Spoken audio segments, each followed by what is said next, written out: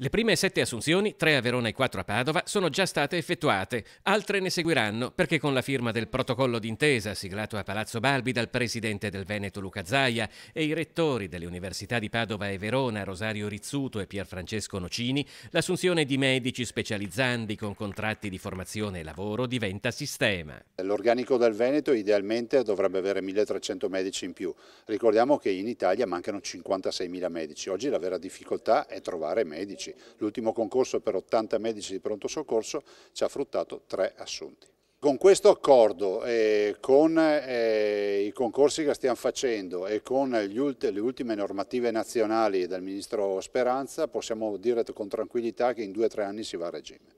L'accordo siglato con le università coinvolge anche le scuole di specializzazione, con 197 specializzandi del quarto e quinto anno che potranno essere assunti con contratti a tempo determinato a 32 ore, con uno stipendio di 2.300 euro al mese. È un accordo storico perché il Veneto mostra ancora una volta la capacità di fare squadra, di lavorare insieme, riuscire ad affrontare un problema, un'emergenza, con una soluzione non di basso profilo ma di altissimo profilo, in cui la soluzione è anche un modello nazionale.